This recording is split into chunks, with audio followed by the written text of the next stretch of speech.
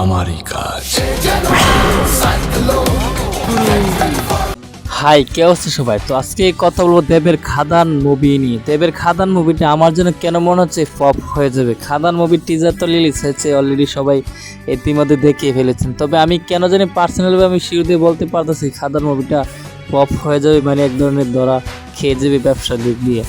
কারণ দেখেন দেবের এই সিনেমাতে আহামরি কোনো কাজ আমার চোখে পড়ে নেই টিজারটা দেখার পর, যেটা যতটুকু আন্দাজ করতে পারছি। হয়তো একটু অ্যাকশনটা তারা নতুন করে সাজিয়ে গুজিয়ে আবারও তামিল তেলুগুর মতন একটু সাজিয়ে গুজিয়ে একটু নতুন রূপে হাজির করছে দেবকে, এটা আমি মানতে পারি শিওর। তবে এখানে রোমান্টিক সিন বা ভালো কোনো ডায়লগ নতুন করে কোনো স্কিপ করতে পারেনি। মানে কলকাতা সিনেমায় আগে যেরকম ডায়লগ থাকতো, যেরকম রোমান্টিক সিন থাকতো, এগুলোই আছে। তো এইগুলো তো তারা দেখতে দেখতে একদম অভ্যস্ত হয়ে গেছে। তারপরও তাদের কাছে ভালোই লাগতে পারে দেবের সিনেমা বলে কথা। দেবের কিছু ফ্যান লাভার আছে, পাগলা টাইপের লোক, ওরা ওদেরকে যা দিবেন তাই ওরা খেবে, মানে খায়া বলবে কি এক ধরনের ভালো হয়েছে, পাকটা অনেক সুন্দর হয়েছে, এরকম তারা প্রতিনিয়ত বলে বেড়াতে পারে।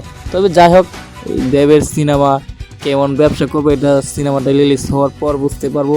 তবে এখন একটু আন্দাজ করা যাচ্ছে, কারণ দেবের সিনেমাটা কেন যেন ফ্লপ হয়ে যাবে, কারণ এখানে কোনো ভালো কোনো আহামরি তেমন কোনো কাজ আমার চোখে এখনো পড়ে নেই। তারপরও দেখার বিষয় কি হতে পারে।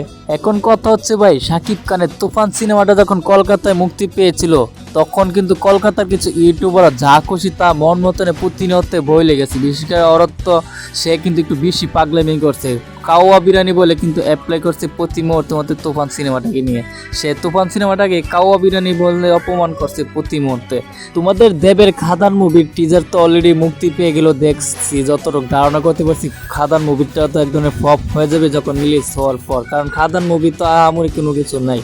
কিছুদিন আগে মুক্তি পেয়েছিল জিদের বোমেলা, মুভিটাও ফ্লপ হলো, এখন দেবের মুভিটাও ফ্লপ হয়ে যাবে। তাহলে এখন বলো তোমাদের আর কি করার আছে? এখন বলো দেবের এই সিনেমাটাকে কি বিরিয়ানি বলবা, কাওয়া বিরিয়ানি বলবা নাকি কুকুরের বিরিয়ানি বলবা? আচ্ছা যাই হোক, সেটা তোমার মুখ থেকে শুনলে ভালো লাগে।